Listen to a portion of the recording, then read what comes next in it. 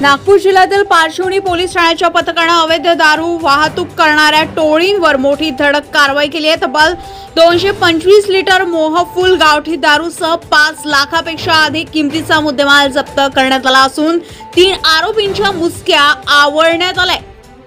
1 September रोजी police निरीक्षक राजेश कुमार थोरात यांच्या आदेशानुसार पारशिवनी पोलीस ठाण्याचे पथक पेट्रोलिंगवर असताना ही मोठी कारवाई करण्यात आली।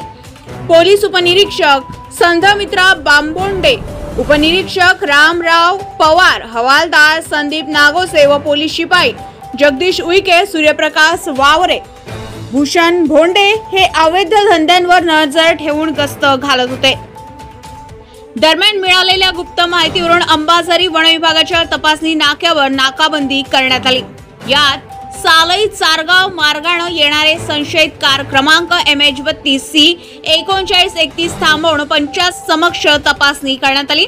वाहनाच्या डिक्कीतून 15 प्लास्टिक पिशव्यांमध्ये भरलेले तब्बल 225 लिटर मोहफूल गावठी दारू पोलिसांना सापडलेली आहे। जप्त केलेल्या दारूंची किंमत अंदाजे 22,500 एवढी असून सदर गुन्ह्यात वापरलेली कार किंमत 5 लाख असे एकूण 5,22,500 रुपयांचा मुद्देमाल यामध्ये जप्त करण्यात आला। या प्रकरणी आरोपी नामे आशुतोष संजय पवार, जयश्री संजय पवार, निशा आशुतोष पवार सर्व राहणार तिरंगी, तालुका सावनेर यांना पोलिसांनी ताब्यात घेतलं असून पुढील तपास सुरू आहे।